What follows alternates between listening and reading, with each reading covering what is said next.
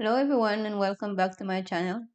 Today I want to focus on A1C tests and what it really means.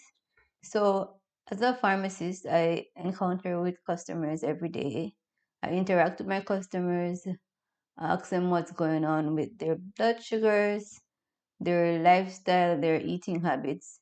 And I find that a lot of customers, patients, they don't really understand how eating impacts their blood sugars. I do find that a lot of patients know about A1C. So this is a terminology that we use in for diabetic patients that you go to the doctor, you check your blood sugar, and the doctor does an A1C test.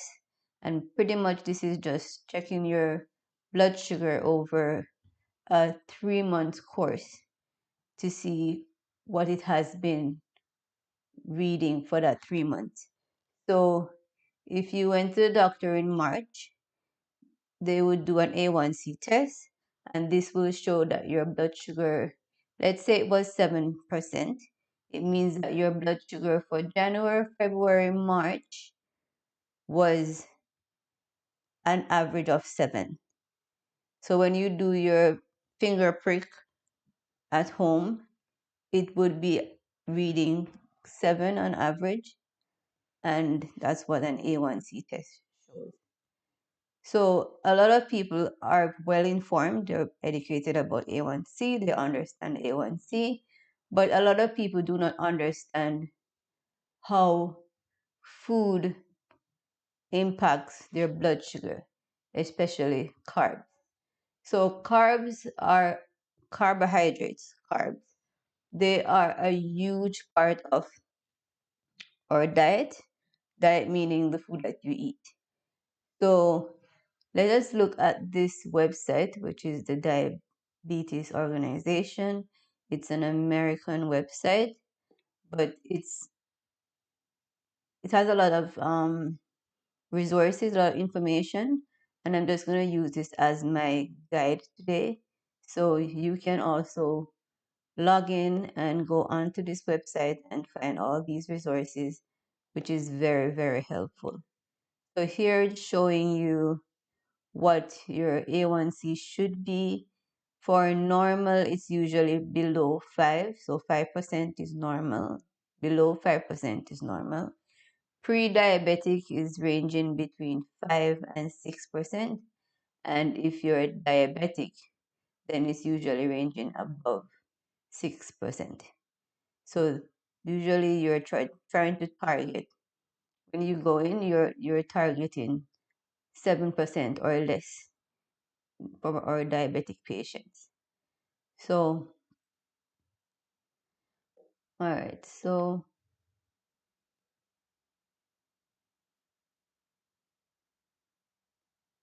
this is an example of what is recommended. According to this website, you have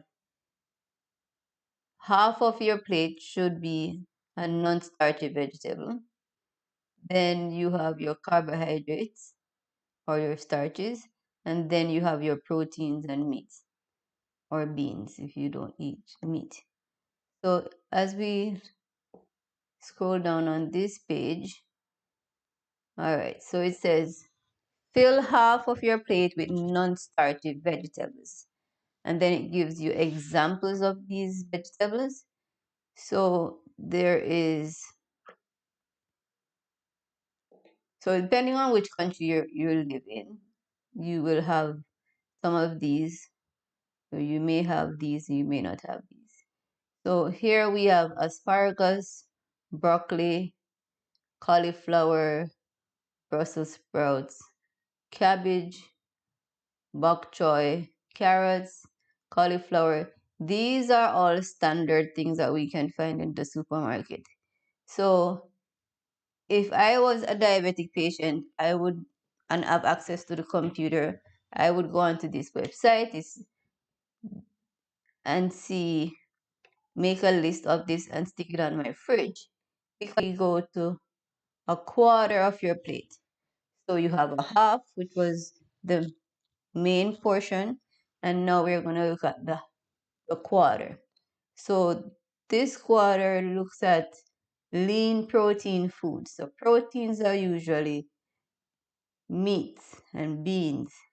So we have fish, chicken, beef, soy foods like your tofu, cheese are all considered protein foods and gives us example of lean protein foods, and that includes the list is right there. So as I said before, go get your friend, print this off, put it on, stick it on your fridge, have it as your grocery list, and this would be your guide to say, these are my proteins, these are my carbs, these are my non-starchy vegetables that I can have.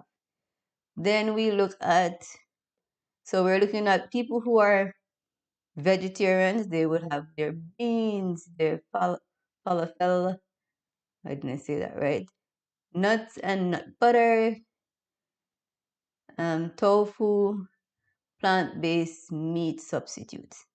So these are all proteins. They're not carbs. They don't let your blood sugars go up.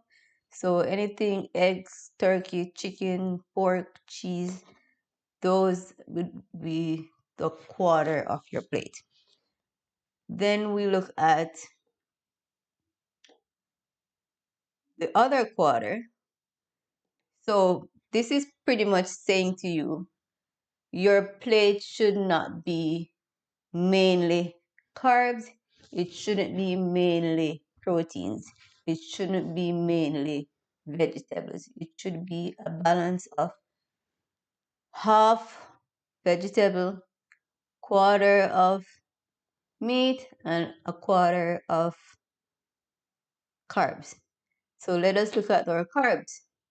Example of carbohydrate foods include rice, bulgur, oats, popcorn, quinoa, pasta, bread, tortillas, squash, butternut squash, green peas, no, these are starchy vegetables. So let us pause here for a minute. A while ago, we were looking at non-starchy vegetables. Now this is saying these are starchy vegetables, meaning that when you consume these vegetables, you will get some sugars, you will get some carbs, and that will affect your blood sugar. So if you have potatoes, pumpkins, plantains, parsnips, butternut squash, sweet potatoes, yam. If you're having a meal and it contains any of these, and then you wait 2 hours later and do your blood sugar, what do you think will happen? It will increase your blood sugars because these are starchy vegetables. So even though they are vegetables, people, they are going to go into your body, they're going to be broken down, and they will form glucose, which is the basic end product of starches. So don't see vegetables and say, oh, I can have my butternut squash today, and I'm going to have half a portion of that. No, doesn't work. It's going to break down, it's going to make your sugar spike, and that's where you have trouble. And people come in and say, oh, my blood sugar's high and I just had one cookie or I just had one butternut squash. Okay, people, things are taken in as whole food and then it's broken down into sugars. So if you have pizza, even though it has vegetables on there, it does have carbs, it does have protein, it has everything in there. But when it's broken down, you will get some sugars and you will get some glucose. So it will spike your blood sugars. Even on the list here, we have yogurt, we have milk. So these are still carbs. So just pay attention to this website and look at these foods and really think about when you're eating how this will impact your A1C levels and your blood sugar levels. Okay, so let us look at, it says to choose water or a low calorie drink. So let us be frank with ourselves. A lot of my patients, family members, they're diabetics. I can count maybe one person who drinks water with throughout the day with a meal. Like it's not happening. They don't like water. They don't want to drink water so many times of the day. So these are things that may have low calorie, may have zero sugar, but they will impact you. So diet soda,